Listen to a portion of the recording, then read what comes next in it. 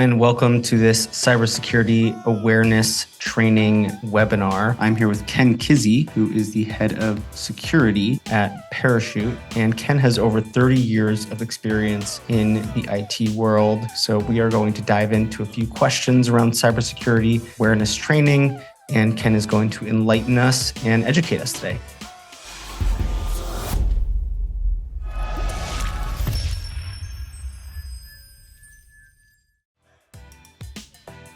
We're going to start with what is security awareness training and why is it important? Let's start with the why first. The goal of security awareness training is to get the person using the technology to momentarily think about the security implications before using it. That's the ultimate goal. What security awareness training is multiple different methodologies to train people to think before they click. That's a very common saying because phishing is a very common attack. And it's not just email, it's not just using a web browser, it's not just using a computer. Whenever you're going to use any kind of technology, including your own smartphone, before you use it, you want to think about the security implications of what it means to use it and how you need to secure it.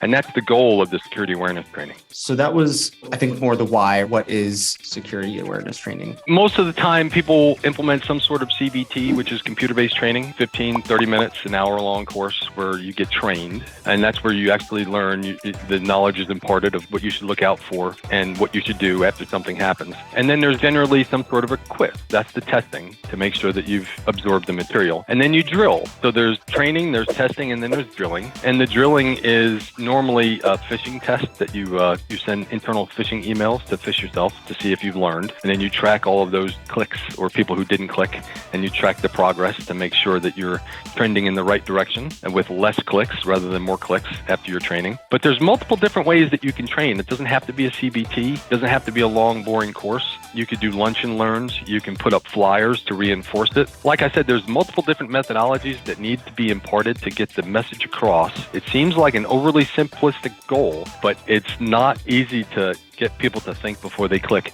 consistently each and every time. And I think the numbers prove that, right? Because the number one way these hacks successfully end up happening is through human error. So people not thinking before they click. So speaking of the people who are going to be engaging in the training, who should be taking the training? Look at it from an access perspective. If you're providing access to data or infrastructure, you would want that person to have good cyber hygiene. You would want that computer, that device, to be properly protected. So I would say anybody that has access to your infrastructure or your data, whether it's in the cloud or on premise, should take that security awareness training. That's employees, contractors, even vendors, whoever you provide the access to. And that also imparts your policies that you expect them to adhere to and how they should behave in your environment. There's a lot that goes into that too, in training somebody on how they should operate securely. Our third question here was, how do you know if it's working? And you sort of alluded to one way is you deploy tests, right? So you're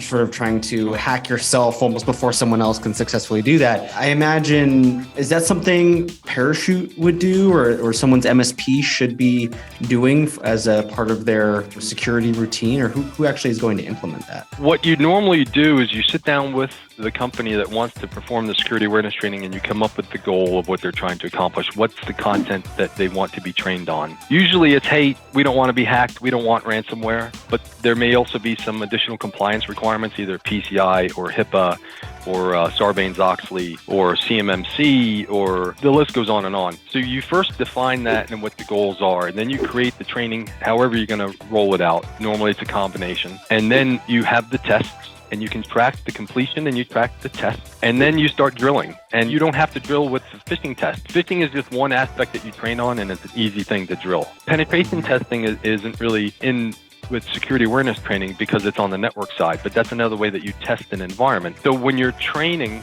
for like PCI, you can come up with individual drills like a tabletop exercise, invite the people in who are key stakeholders for your PCI environment and ask a whole bunch of questions, right? And you use that as a training opportunity. It's a fun way of doing it, especially over food at lunch. You take a break, you get together and you have a discussion and you hopefully make it fun and you impart some training. How to track it was the question. How do you know if you're making progress? That's the testing.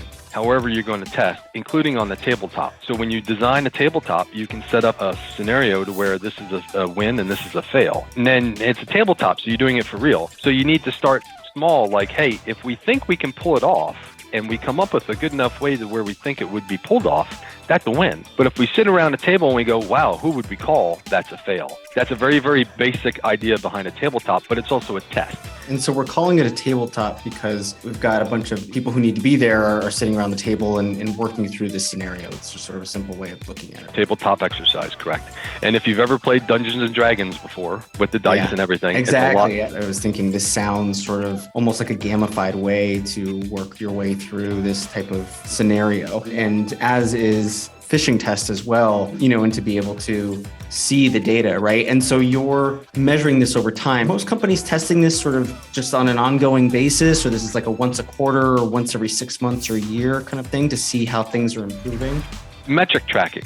Here's another way that you can, over time, you track in your system, whatever you're using for training. And Parachute uses various different training tools, but whatever you're going to use for your TBT training, that's also usually what you use for your phishing training. And it records it all so that you can have a nice little graph and you can trend on it over time.